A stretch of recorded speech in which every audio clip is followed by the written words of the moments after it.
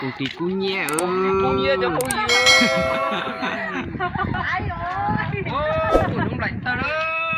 Nó lạnh ta đó. Lạnh tao tiêu. Lạnh tông rồi, lạnh tao tí con. Ô, bà rừng chia ra. Cái mà tình này nó là thất bại rồi. ô lạnh dữ luôn. Cho thân hình có vật tuần à. À vẫn tua.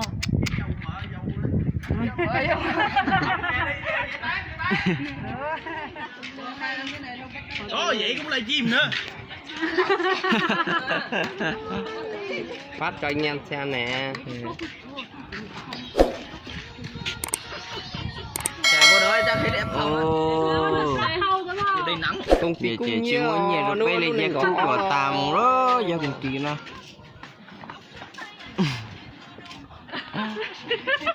Còn gì đi nữa không? Thôi về. Còn gì nữa đâu. Về. Đây nó khóa phòng hết rồi nè. Cô có ai ở đâu người ta không hết rồi mà. Ô, này sai chân phạt lờ liền. Lúc mình có lúc chưa liao thanh mình có in á lúc non ta nó thọ tá su thì cậu ít thanh nữa mà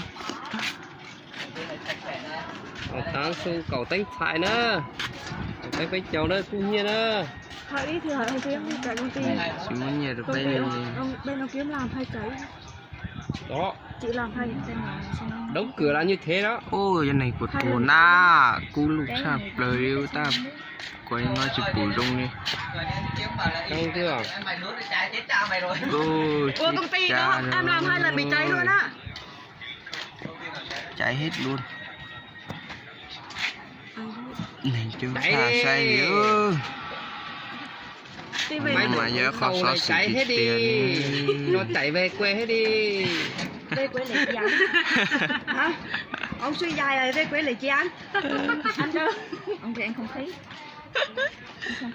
ôi ông Tàu ơi về quê đi về Vũ Hán đi hãy đi chia tỉnh này con lúc công ty cho cô nhớ ê này cho quay trực tiếp đúng không không có bấm vô đấy sao cú lùi ta đấy lúc cùng tiền chỉ muốn nhẹ pe giờ cú nhẹ của ta nhớ có tầm bé chị chị giờ lúc công ty vậy ôi nha thì giờ mà chờ thì cô nhớ nó nhớ tón chơi tốt ta chơi lại nó đấy không có vậy anh này lúc công ty có nhớ chờ anh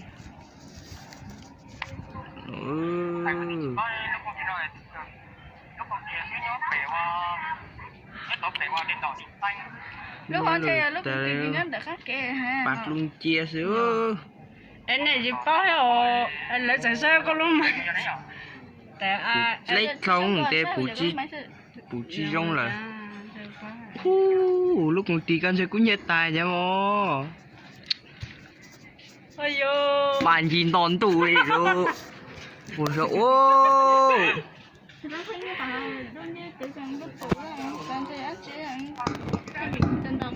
anh ơi còn là món nhiều bé một chế ơi con thấy con nhé anh chưa cùng tí chứ món nhiều anh chỉ tao nhiều một chế ơi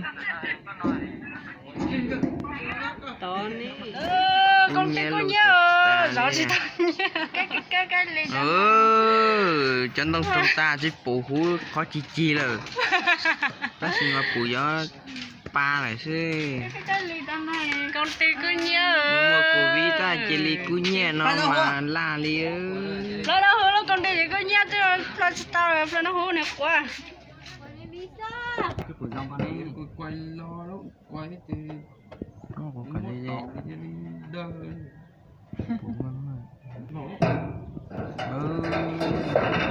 trong nhân tông nó ta là chỉ của khó chi nữa ba mà phải luôn chia sự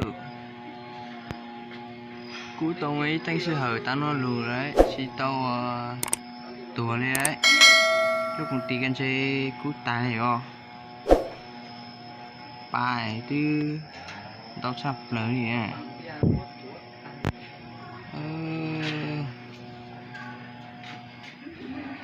cũng tao thấy cờ lùi nữa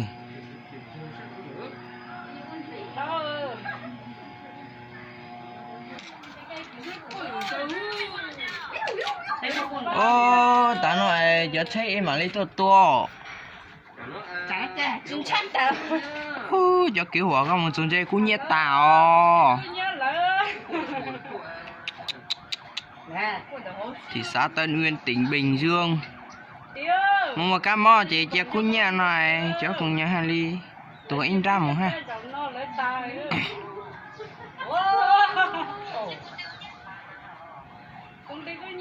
họ nói giờ khó xóa xử tờ chết chết nó nên cổ o đó luôn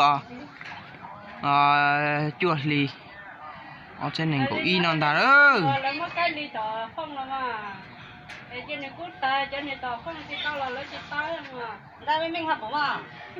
họ nói mà chỉ bao họ tị họ tới mình giờ đi chẳng này che cú đi bao hiểu giờ chật điện nữa hiểu chả